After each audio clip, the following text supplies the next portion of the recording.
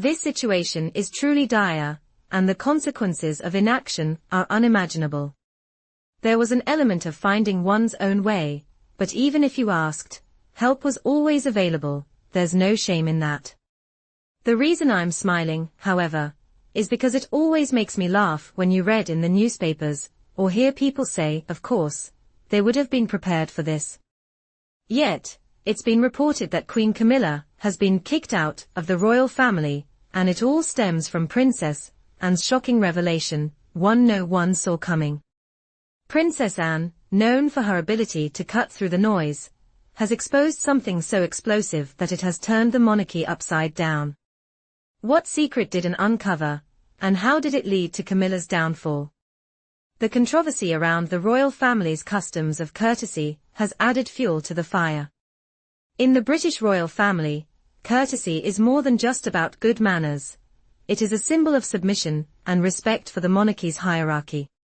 Tradition dictates that royal women perform acts of homage, usually a formal bow, when greeting or bidding farewell to those who outrank them, with the reigning monarch and queen consort at the top of this hierarchy.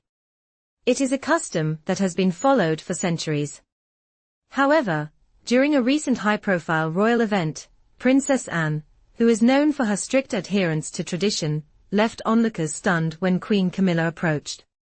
The expectation was clear: Anne, like others, would perform the traditional bow to the queen consort. Instead, Anne simply gave a polite nod and moved on.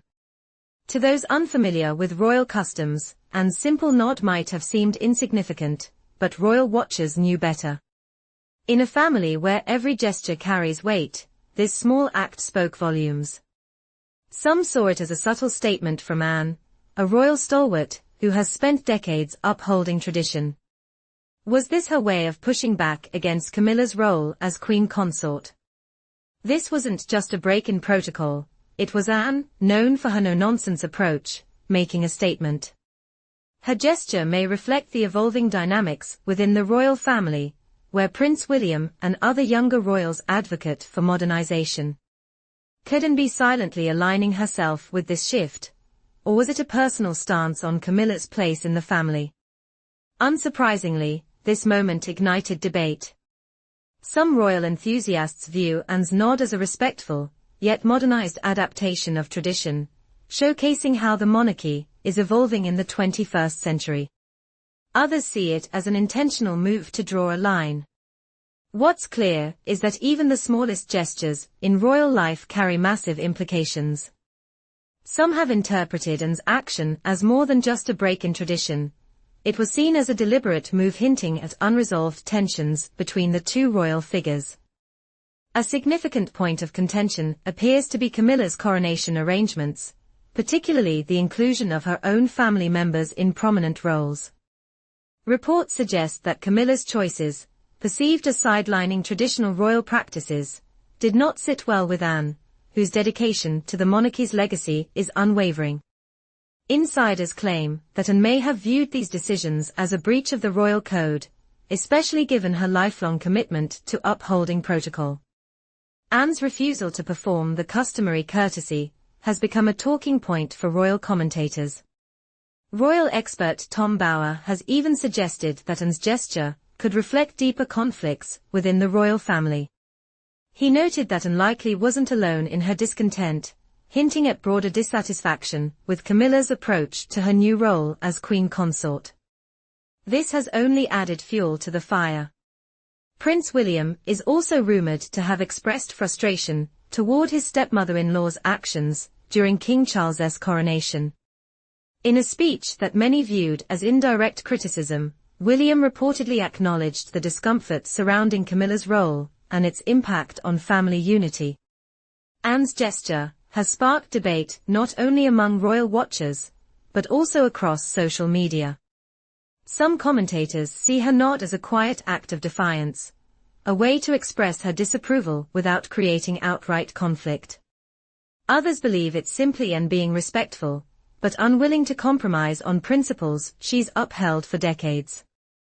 Whatever the reason, this seemingly small moment highlights the complex dynamics within the royal household. Is this a personal disagreement, a defense of tradition, or a reflection of deeper fractures within the family. Some have speculated that Princess Anne's decision to nod rather than curtsy to Queen Camilla may have been a simple misunderstanding, a lapse in protocol, or even just a moment of practicality. But in the world of royal watchers, nothing is ever just what it seems. The incident has sparked widespread discussion about the complex power dynamics and unwritten rules that govern the behavior of Britain's most famous family. For Anne, a figure known for her unshakable commitment to duty, the gesture, or lack of one, felt intentional.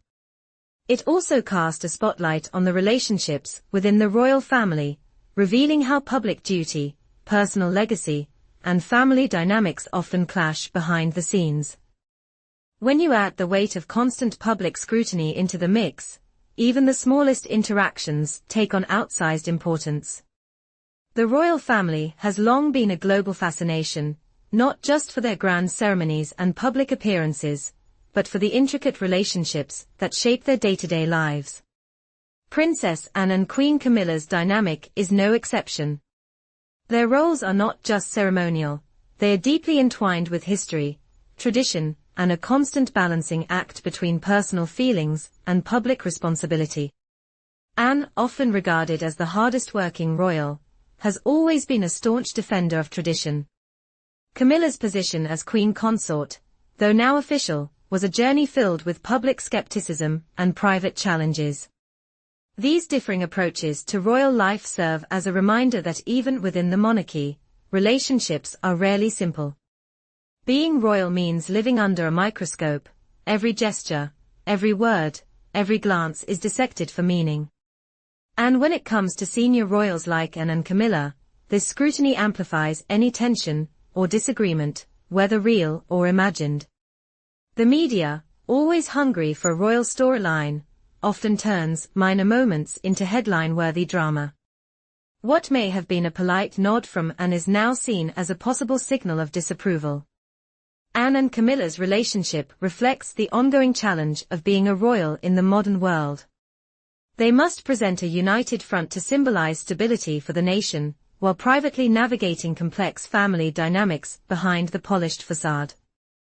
The tension between Camilla and Anne might trace back to their shared history and complicated royal ties, and the royal love triangles that have formed along the way. If you've kept even a casual eye on the royal family drama, you probably know that Camilla was no stranger to royal circles from an early age. In the 1960s, she was a London debutante, mingling with the city's elite, from posh polo matches to exclusive social events. She crossed paths with the royals long before the spotlight was on her. In 1970, thanks to Princess Anne, Camilla met Charles. And, well, you know how that story unfolds. But Camilla and Anne haven't exactly had a smooth ride when it comes to their relationship.